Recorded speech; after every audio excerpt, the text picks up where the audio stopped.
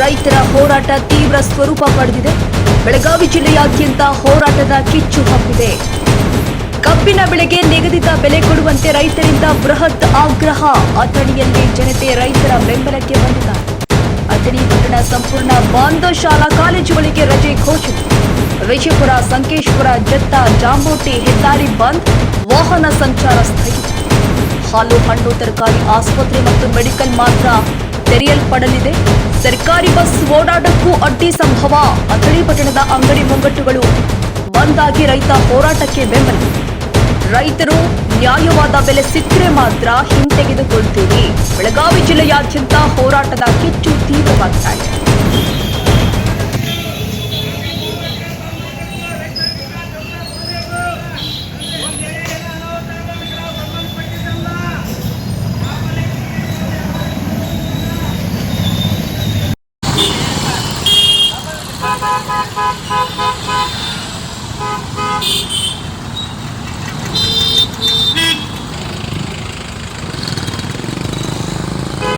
ಸರ್ಕಾರ ಆಗಿರಬಹುದು, ನೀವು ಏನೇನು ಮಾಡ್ಲಿಕ್ಕೆ ಹೊರಟಿರಿ ಅನ್ನುವಂತ ಮಾತನ್ನು ಕೇಳಿಕ್ ಬಯಸ್ತೇನೆ.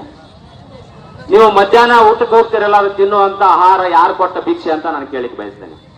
ಅದು ಯಾರು ಕೊಟ್ಟ ಭಿಕ್ಷೆ? ಕೃತಜ್ಞತೆ ಇರಬೇಕು, ನಿಮಗಿರಬೇಕು. ನಾವು ದುಡಿತೀವಿ, ಪಗಾರ ಬರುತ್ತೆ ಅಂತ ಹೇಳಿ, ಆದ್ರೆ ಅದರ ಜೊತೆಗೆ ಕೃತಜ್ಞತೆ ಅನ್ನೋದು ಇರಬೇಕಾಗತ್ತೆ. ರೈತರು ಬೆಳೆದೇ ಹೋದ್ರೆ, ರೈತರು ಕಷ್ಟ ಪಡದೆ ಹೋದ್ರೆ, ರೈತರು ಈ ಭೂಮಿಗೆ ಬೆವರು ಹನಿ ಸುರಿಸದೆ ಹೋದ್ರೆ ನೀವೆಲ್ಲ ವಿಲ ಒದ್ದಾಡುವಂತ ಪರಿಸ್ಥಿತಿ ಬರುತ್ತೆ. ಯಾಕಂದ್ರೆ ಒಂದಿನ ಉಪವಾಸ ಇದ್ದು ನೋಡ್ರಿ, ನಿಮಗೆ ಗೊತ್ತಾಗತ್ತೆ ರೈತರು ಏನನ್ನೋದು ಗೊತ್ತಾಗತ್ತೆ. ಹಂಗಾಗಿ ಯಾವತ್ತು ಫ್ಯಾಕ್ಟ್ರಿ ಮಾಲೀಕರು ಇದನ್ನ ಅರ್ಥ ಮಾಡ್ಕೋಬೇಕು. ರೈತರು ಬೀದಿಗಿಳಿಬಾರ್ದು, ರೈತರು ಬೀದಿ ಮೇಲೆ ಕೂಡಬಾರ್ದು ಅನ್ನೋಂತ ಅಭಿಲಾಷೆ ನಿಮ್ದಾಗಿದ್ರೆ ಆದಷ್ಟು ಬೇಗನೆ ಬೆಂಬಲ ಬೆಲೆಯನ್ನು ಕೊಡಬೇಕು, ಬೆಲೆ ಕೊಡಬೇಕು. ಇದು 4,000 ರೂಪಾಯಿವರೆಗೆ ಕೊಟ್ಟರು ಕೂಡ ನಿಮಗೆ ಲುಸ್ಕಾನ್ ಇಲ್ಲ. ಆದ್ರೆ ನಿಮಗೆ ಮಕ್ಕಳು, ಮರಿಮಕ್ಕಳು, ಗಿರಿಮಕ್ಕಳಿಗೆ ಆಸ್ತಿ ಮಾಡುವಂತ ಯಾವ ನಿಮ್ಮದಾಗೈತಿ. ಇದು ಸ್ವಲ್ಪ ವೈರಾಗ್ಯದ ಕಡೆ ಮುಖ ಮಾಡಿ ನೋಡ್ರಿ, ನೀವು 4,000 ಕಬ್ಬಿಗೆ ರೈತರ ಬೆಲೆ ಕೊಡಬಹುದು. ಯಾಕಂದ್ರೆ ನಿಮ್ಗೆ ಆ ವೈರಾಗ್ಯ ಭಾವನೆನೇ ಇಲ್ಲ. ನೀವು ಮರಿಮಕ್ಕಳಿಗೆ ಆಸ್ತಿ ಮಾಡೋದು, ಮತ್ತೊಂದು ಅಧಿಕಾರ, ಇದಕ್ಕೆಲ್ಲಕ್ಕ ನೀವು ವ್ಯಾಮೋಹಕ್ಕೊಳಗಾಗಿದ್ದೀರಿ.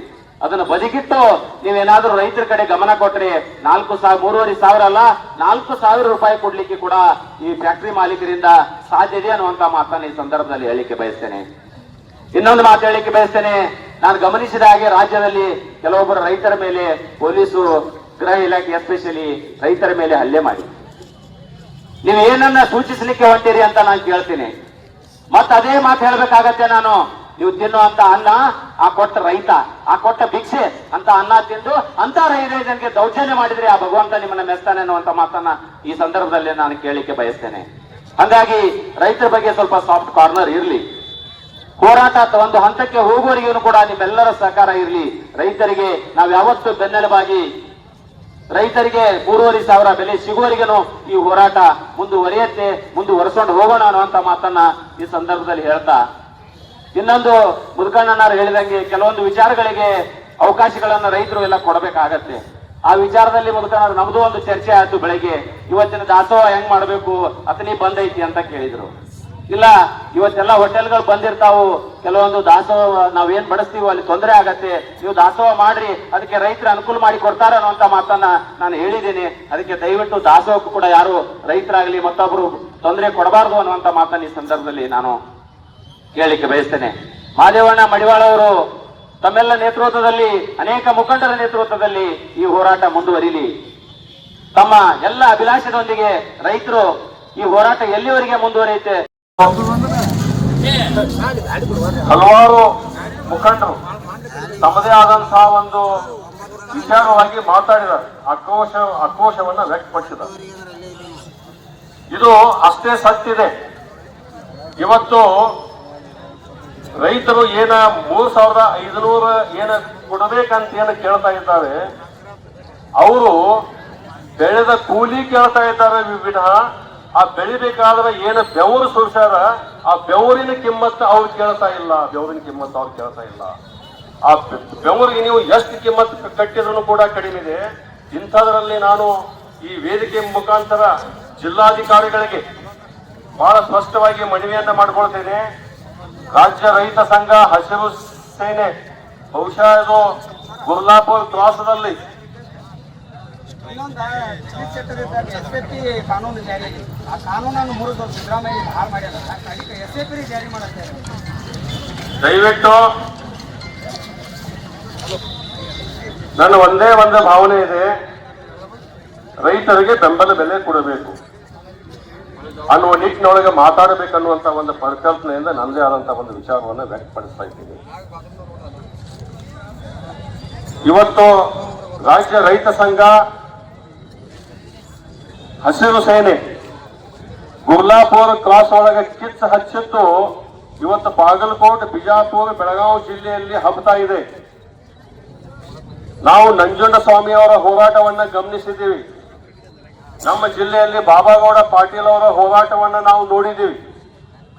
ಅವತ್ತೇನು ರೈತರಲ್ಲಿ ಏನು ಒಕ್ಕಟ್ಟಿತ್ತು, ಆ ಒಕ್ಕಟ್ಟನ್ನ ಸುಮಾರು ವರ್ಷಗಳ ನಂತರ ನಾವು ಇವತ್ತು ನೋಡ್ತಾ ಇದ್ದೀವಿ ಅಂತ ಹೇಳಿದ್ರೆ ತಪ್ಪಾಗ್ಲಿಕ್ಕಿಲ್ಲ. ನಾವು ಇವತ್ತು ನೋಡ್ತಾ ಇದ್ದೀವಿ.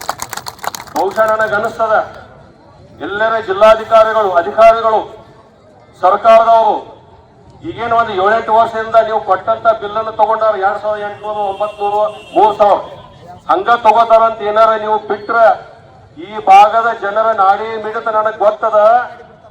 ಈ ರೈತರ ಸಹನೆ, ತಾಳ್ಮೆ ಮುಗಿದು ಉಗ್ರ ರೂಪವಾಗಿ ಬದಲಾಗುವಂತ ಒಂದು ಸಂದರ್ಭ ಕಾಣ್ತಾ ಇದೆ.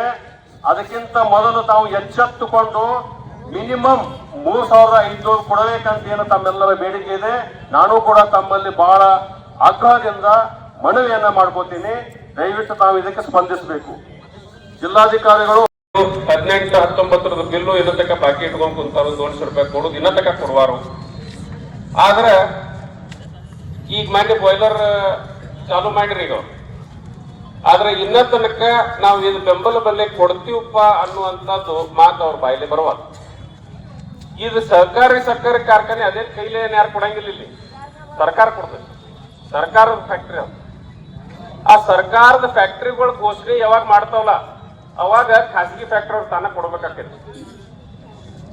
ಈ ಖಾಸಗಿ ಫ್ಯಾಕ್ಟ್ರಿ ಅವ್ರ ಹಾಲಿ ಕೈಯಬೇಡ್ರಿ ನೀವು. ನಿಮ್ ಕೈಯಾಗಿದ್ದೈತಿ ಇಲ್ಲೇನ್ ರೊಕ್ಕ ಏನು ಕೊಡಲ್ದಾಗ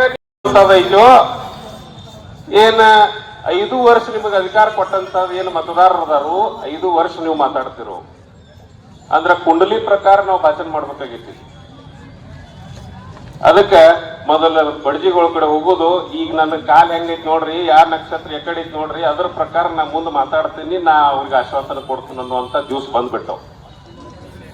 ಇಂಥ ಒಂದು ದಿವಸದಾಗ ಯಾಕಂತಂದ್ರ ಬಹಳಷ್ಟು ರೈತ ಮುಖಂಡರು ಇಲ್ಲ ಅದಾರ.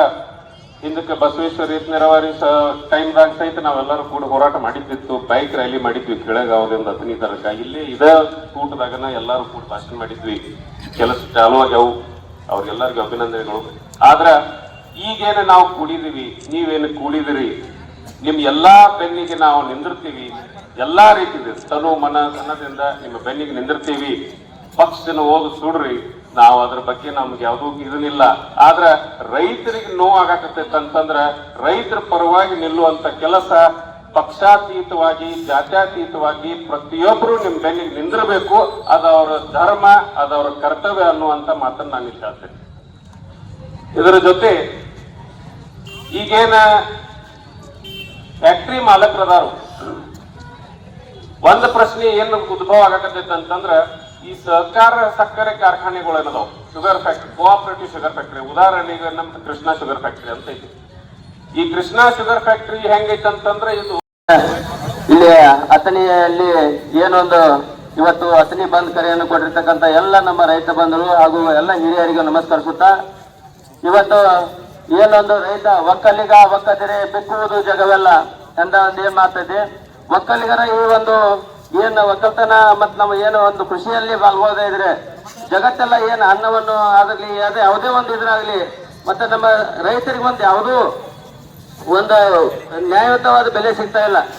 ಅದಕ್ಕೆ ಇವತ್ತು ಎಲ್ಲ ಸಾಕಷ್ಟು ಜನ ನೀವು ವಿಧಾನಸೌಧದೊಳಗ ಮಾತಾಡ್ತಾರೆ, ನಿಮ್ಮ ಕಾಲಾಗ ಮುಳ್ಳ ಮುರಿದ್ರೆ ನಮ್ಮ ಕಣ್ಣಾಗ ರಕ್ತ ಬರ್ತೈತಿ. ಅದಕ್ಕೆ ಇವತ್ತೇನು ರಾಜಕಾರಣಿಗಳಲ್ಲಿ ವಿಧಾನಸೌಧದಾಗ ಏನು ತೋಳೇರಿಸಿ ಮಾತಾಡ್ತಾರಲ್ಲ, ಅದಕ್ಕೆ ಇವತ್ತಿನ ದಿನ ಯಾರು ರಾಜಕಾರಣಿಗಳು ಧ್ವನಿ ಎತ್ತಾ ಇಲ್ಲ.